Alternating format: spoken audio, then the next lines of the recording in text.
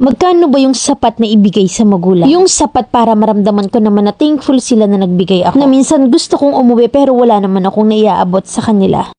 College graduate ako last July 2024 at nagkaroon ako ng work ng 2024 ng November. High school pa lang ako, sabi ko sa sarili ko na kapag nagka-work na ako, lahat ng sahod ko ibibigay ko sa parents ko bilang pasasalamat sa ibinigay nila sa akin. Na nagawa ko naman yun simula November 2024 hanggang June 2025. Na kahit nagigipit or nagkukulang na ako sa sariling gastusin, nagbibigay pa rin ako. Pero simula nung July, konti na lang yung naibibigay ko sa parents ko. Kumbaga mababa na yung tig 1K kada kinsenas dahil na-realize ko na may mga kailangan din ako dito sa work. Lalo na't solo living ako. Binibilhan ko sila ng 25 kilos kada buwan at binibigay ko pa yung mga ino-order ko ng mga prutas, ulam, etc. Iba pa yung binibigay ko sa mga kapatid ko na isa ring hindi ako nakakarinig ng thank you mula sa kanila. Pero binibigyan ko pa rin naman. Lahat binibigay ko sa pamilya ko at buong puso namang tinatanggap yun ng father ko. Nakulang ang 3 beses na pag-thank you niya sa akin. Nakitang-kita ko talaga yung tuwa niya at sobrang grateful ako sa tatay ko. Pero yung mother ko, kabaligtaran ng tatay ko. Sa lahat ng pagbibigay ko sa kanya, 1 beses lang siya nag-thank you man lang sa akin na magagalit pa kapag hindi ko nabigyan. Halimbawa na lang na magbe-birthday yung tatay ko, sabi ko sa nanay ko na hindi na muna ako magbibigay kasi nga mag-iipon ako para sa birthday ni Papa. Ang sagot niya sa akin, ay bakit? Bakit ka pa kasi maghahanda? Na napaka-ungrateful ng mother ko. Yung tatay ko, bibigyan ko ng 300 pang kape niya, tatanggihan niya at sasabihin niya na may allowance pa naman siya. Na ipang-allowance ko na raw muna. Pero si mama, pakiramdam ko nakukulangan siya sa mga binibigay ko at hindi niya na-appreciate yung mga ginagawa ko. Si tatay ko rin yung palaging nangangamusta sa akin, pero si mother, kung hindi ko patatawagan, hindi ako kakausapin. Na kahit na gusto kong ibigay lahat ng sahod ko, hindi ko rin kaya kasi lalo na't mag-isa lang ako. Na may mga kailangan din kasi akong bilhin. By the way, minimum wage earner lang ako at wala naman akong pinapaaral ng kapatid. May sideline yung kapatid ko at may work naman yung nanay at tatay ko. Kaya ang tanong ko sa mga nanay dyan, magkano ba yung sapat na ibigay sa parent? Yung sapat para maramdaman ko na thankful si mother kasi nagbigay ako. Ano ba yung dapat kong gawin, Mami Len? Ayoko rin kasing umuwi sa probinsya namin kasi yun nga, wala rin naman akong mayaabot sa kanila. Sana'y mabasa at mabigyan niyo ako ng payo. Letter sender, Sara ng Pampanga.